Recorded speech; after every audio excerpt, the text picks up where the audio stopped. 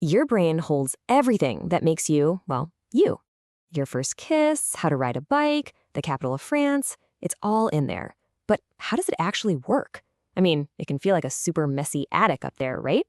But it's actually an incredibly organized filing system. So today, we're going to go on a tour of that system, and we're going to map out exactly where and how your memories are made. All right, here's our game plan. First up, we're going to tackle a paradox that I am sure you felt before. Then we'll slice and dice memory by time and by type. After that, we'll take a tour of where memories physically live in your brain. We'll even look at what happens when those systems fail.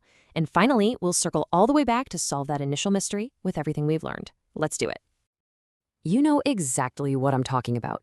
You can belt out every single word to a song from when you were a teenager, no problem. But the name of the person you were introduced to 30 seconds ago? Poof, it's gone, vanished. So what's going on? Is your memory just failing you, or is something way more interesting happening under the hood? This simple question, it turns out, is the key to unlocking the entire architecture of your memory. Okay, so to start unraveling this, the first thing we need to do is classify memory by its most obvious feature, time. Your brain has two fundamentally different ways of handling information, and it all depends on how long that info needs to stick around. Just look at the sheer difference in scale here. It's night and day.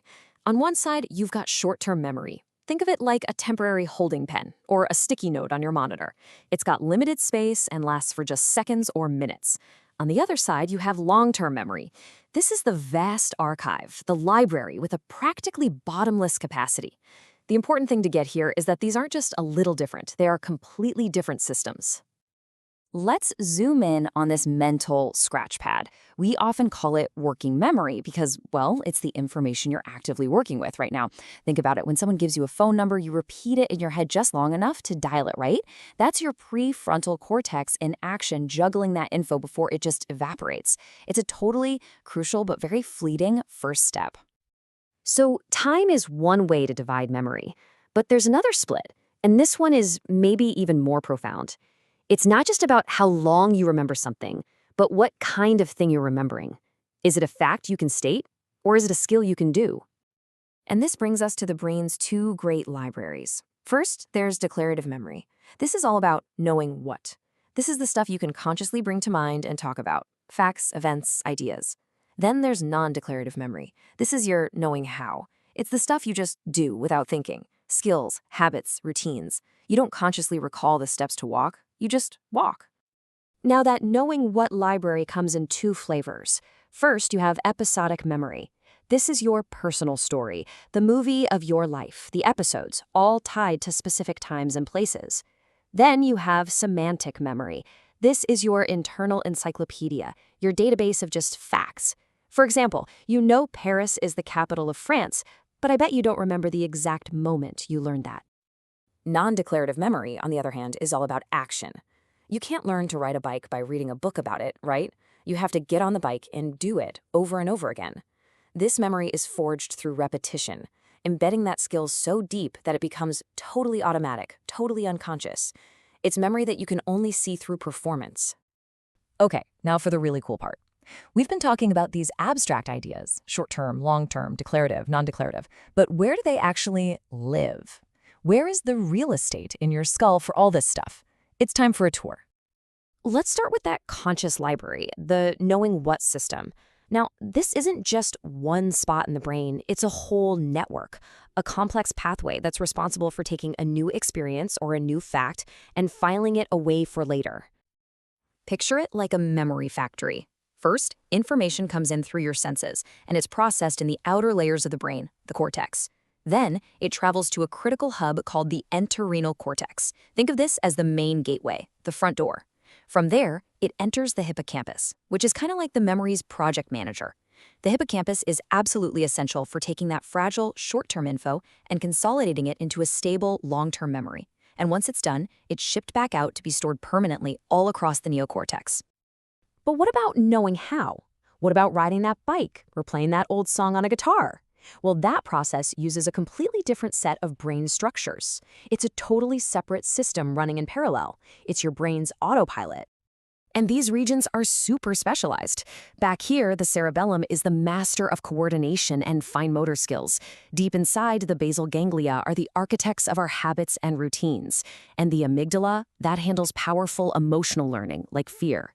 Now notice something. The hippocampus is nowhere on this list. These are separate circuits for totally separate jobs. So how do we know all this for sure? Well, a huge part of our understanding comes not from when the brain is working perfectly, but from when it's damaged. Clinical cases of brain injury are like little windows that give us these incredible clues into how this complex machine is actually put together. This is a sobering but incredibly insightful fact. The devastating memory loss we see with Alzheimer's disease often begins right at that critical gateway we just talked about, the entorhinal cortex. It's one of the very first places to show damage. And what does that mean in practical terms? It means if the gateway is broken, new information can't get into the hippocampus to be consolidated. The front door is locked. This perfectly explains a hallmark symptom of early Alzheimer's, the struggle to form new memories of facts and events, even while older, established memories can remain intact for a while. This separation of systems is just crystal clear in clinical cases. Patients with damage to their hippocampus might not be able to learn new facts, but they can still learn a new skill because their non-declarative system is perfectly fine. The damage can be even more specific. Damage the right hippocampus, you might have trouble with directions. Damage the left, you might have trouble with verbal memory. It's even possible to lose the ability to recognize faces while still recognizing tools just fine. This is absolute proof that memories aren't stored in one big blob. They're in highly specialized, distributed networks. All right, we've taken the grand tour. We've seen the different types of memory, and we've seen where they live. Now, let's go all the way back to where we started and finally solve that paradox of the song lyrics and the forgotten name. So here's the answer. Remembering song lyrics isn't a fact you look up in your brain's encyclopedia. It's a skill you perform. It's a non-declarative procedural memory, basically muscle memory, built up over years of repetition and stored in places like the cerebellum. But a person's name? That's a declarative episodic fact. It has to go through that whole hippocampus factory line to be consolidated. And if you're distracted or you just don't pay enough attention, that fragile short-term memory never even makes the journey. So at the end of the day, you're not dealing with one faulty memory system. You're dealing with two entirely different systems, and they're both doing their jobs perfectly. One is an automatic, well-practiced skill. The other is a delicate filing process that, for the new names, simply failed at step one. If you take just one thing away from this, let it be this number: 2. You don't have a memory. You have at least two fundamentally different parallel memory systems running at all times. The system for knowing how, and the system for knowing what. And that is the real beauty of it. Memory isn't some single location in your brain. It's not a hard drive you can just point to. It's a process. It's a dynamic collaboration, a team of specialized areas, all working together to create the seamless experience of your past, your knowledge, and your skills. Which leaves us with a final, kind of fascinating question to chew on. If your life story, your knowledge, and your skills are all stored in these different, functionally separate systems, what's the one thing that integrates them all? What's the thread that weaves all these separate files together into the single, unified consciousness that you call you?